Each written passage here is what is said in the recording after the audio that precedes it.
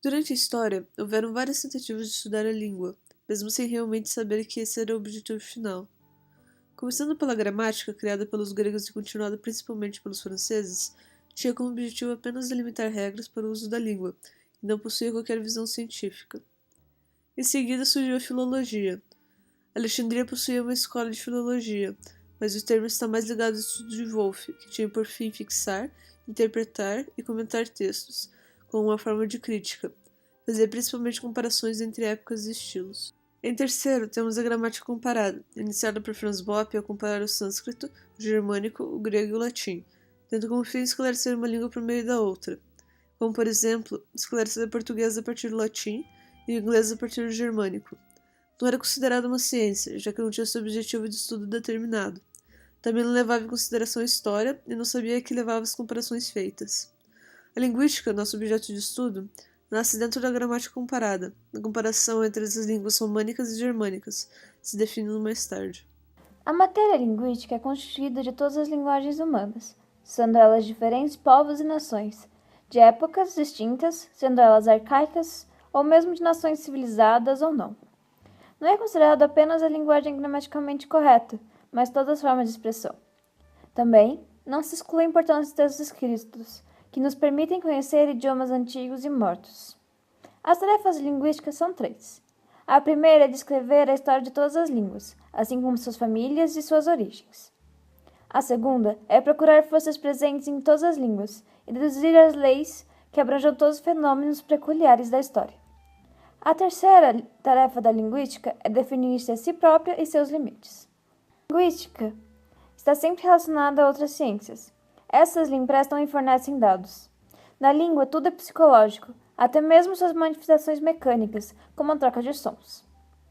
É pouco clara a utilidade da linguística, mas é clara sua importância para todas as instâncias que envolvam textos, além da sua importância cultural e na construção de indivíduos e da sociedade.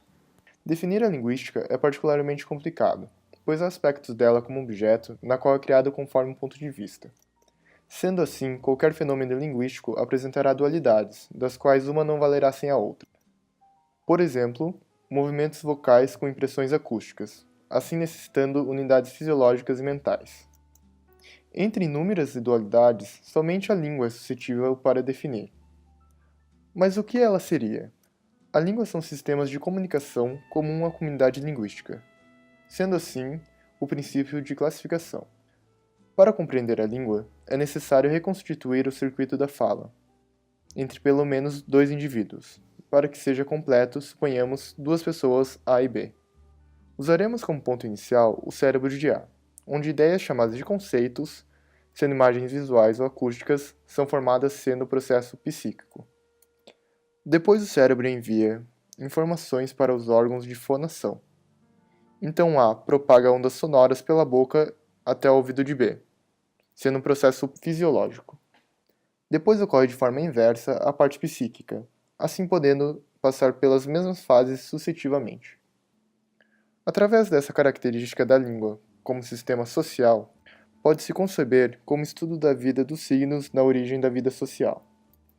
Por isso foi feita no ramo da linguística uma ciência dos signos, a chamada semiologia, uma ciência dos modos de produção, de funcionamento, de recepção de diferentes sistemas de sinais de comunicação entre indivíduos ou coletividade, na qual irá esclarecer muitos problemas linguísticos.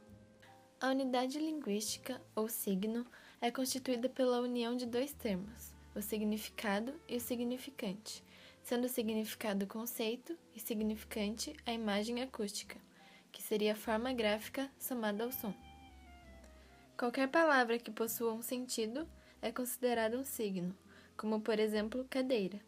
É possível perceber que o signo cadeira é a união de som, conceito e escrita. O signo pode ser representado por um círculo entrecortado no qual, na parte superior, se insere o conceito e, na inferior, a imagem acústica.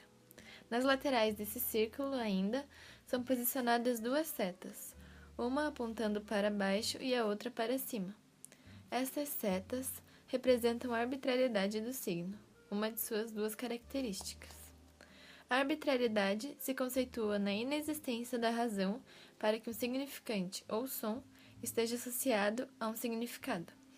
Por isso, cada língua se utiliza de significantes diferentes para um mesmo significado.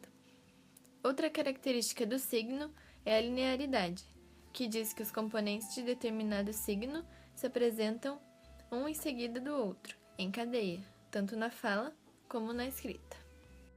A linguística A linguística A linguística